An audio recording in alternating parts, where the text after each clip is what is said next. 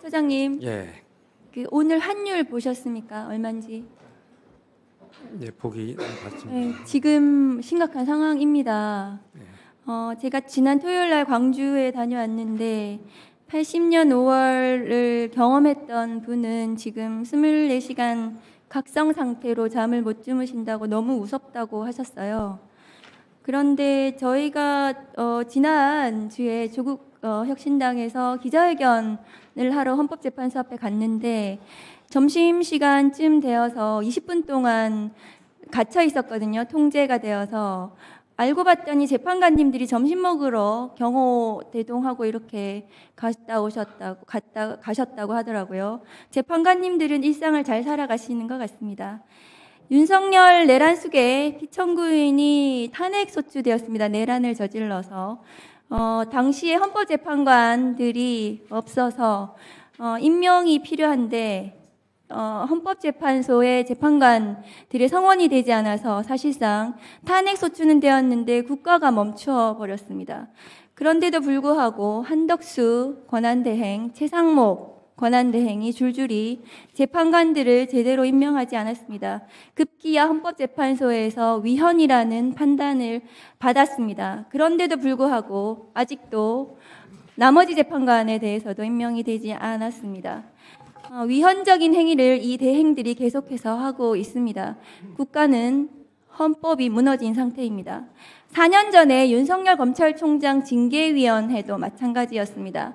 징계위원들에 대한 흔들기가 극도로 심했기 때문에 징계위원회가 제대로 소집되지 않았습니다. 일부 징계위원은 너무 많은 협박을 받아서 징계위원을 사퇴하기도 했고 연락이 두절되기도 했고 학교에 제대로 나가지도 못했습니다. 그래서 징계위원회는 제대로 만들어지지도 못했습니다. 그런데 윤석열 검찰총장은 징계위원회 하루 전에 1억씩, 2억씩 검사들에게 현금을 살포했습니다.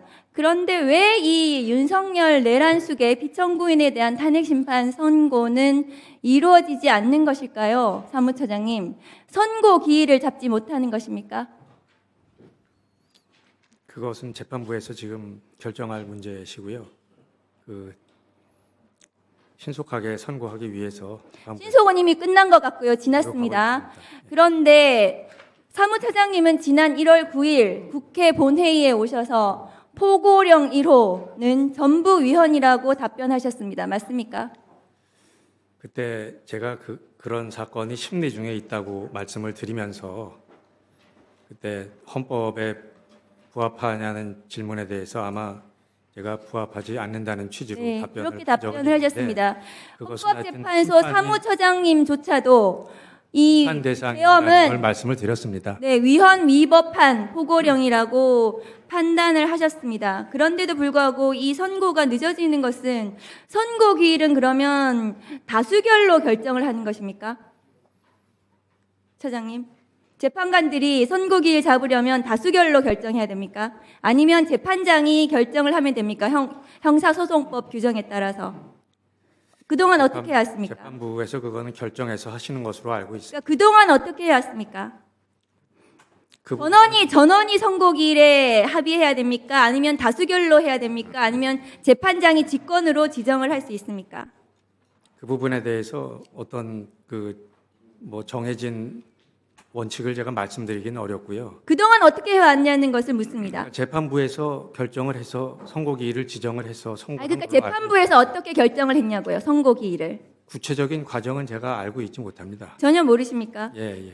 그러면 사례에 따라 다르다고 말씀드려도 됩니까? 확인해도 됩니까? 그것도 제가 관여하지 않았기 때문에 알 수가 없습니다.